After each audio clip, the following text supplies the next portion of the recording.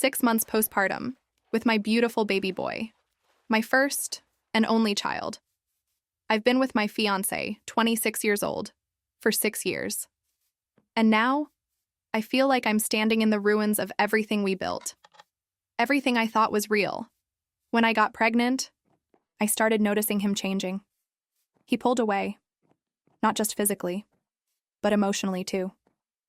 He wasn't present, he wasn't warm, and then came the signs, the little things that felt like big things when you're carrying life inside of you. On my birthday, just 1 week before our son was born, he gave me a Starbucks gift card, $25.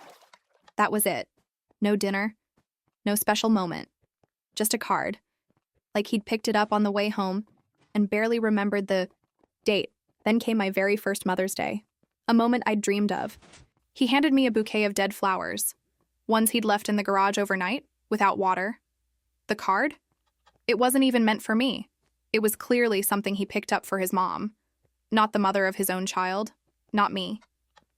Since then, our bedroom has been dead. Totally. It's like I became invisible to him.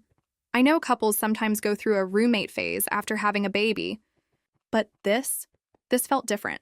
I tried to be patient. I communicated with him over and over again. I told him I missed us, that I wanted intimacy again, that I was ready. He'd just nod. Say, yeah, we'll get there. Then go back to watching TikToks. While I put our baby down alone, again. Last night, I couldn't hold it in anymore. I pushed for a real answer. I needed to know why he wasn't interested, why he didn't want to touch me, to talk to me, to see me. At first, he danced around and gave vague excuses, and then, finally, he said, "I think you love me more than I love you." Those words, they hit like ice water, like he'd just opened a trapdoor under my heart. He said, "There are levels to love. Maybe we're just on different levels." I asked him, "Has it always been that way?" And he said, "I guess I just love you less now." I broke. I'm not even sure what I said after that, because how do you respond to someone you planned your life with, telling you your love for them is too much? I'm not perfect. But during my pregnancy and the last 6 months, I've been the sole provider, financially, emotionally, everything. I work from home with our baby in my arms. I nurse, rock, soothe, play, I cook, I clean, and I handle it all while he's out of town for work. He insists there's no infidelity, that it's not about another woman. But I don't know. It's hard to believe someone falls out of love this fast without there being more. He says he's hopeful we can work through it. But how? How do you fix something when one person's heart has left the building? I told him, "I can't make you love me more. I'm not going to beg. What's been said can't be unsaid." And now, I'm 6 months postpartum and about to be a single mom at 27. There are moments where I sit with my son in my arms, and I wonder what he'll think of me when he's older. Will he know how hard I tried? Will he resent me for leaving his father? Or will he thank me for choosing peace? The hardest part? I feel like I failed. Like I picked the wrong man to raise a family with. If I'd seen this version of him before, I never would have gotten engaged. I never would have had a child. When people ask if the pregnancy was planned, no, it wasn't. But when I told him, he said he was all in, that we'd figure it out together. Instead, he figured out how to disappear.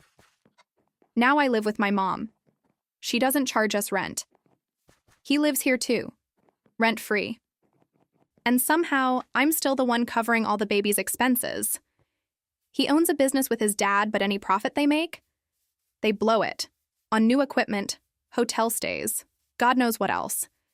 Then complain about being broke.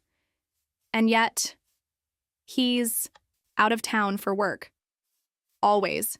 He's not hands-on as a dad either. I have to ask him to babysit just so I can take a bath. And even then, he just plops our son in a bouncer and scrolls his phone. I tried planning date nights, tried sparking connection, tried everything, but you can't fix a relationship by yourself, especially not when the other person wants the benefits of a relationship without the responsibility. I asked myself, how long am I willing to be this unhappy? What kind of example am I setting for my son?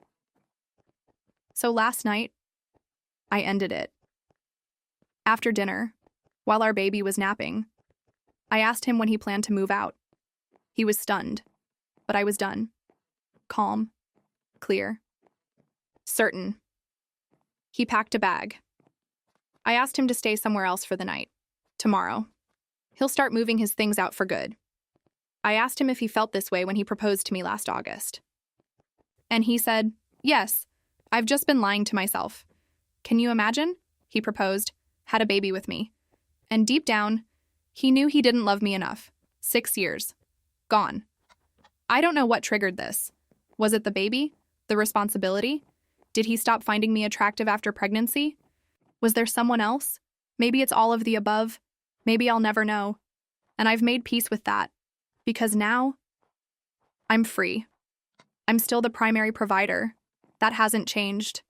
Our son will live with me full-time. His father is welcome to visit, but we'll work out an agreement, and if he doesn't show up financially, I won't hesitate to go legal. 6 months postpartum. And I'm officially doing this alone, but not without support.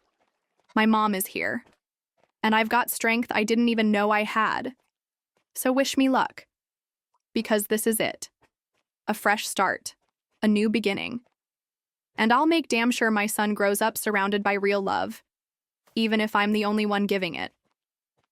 If this story moved you, if you've ever had to walk away for the sake of your peace, you are not alone. Tap that like button, subscribe for more real stories like this, and drop a comment if you've ever had to rebuild from rock bottom. We're rising together.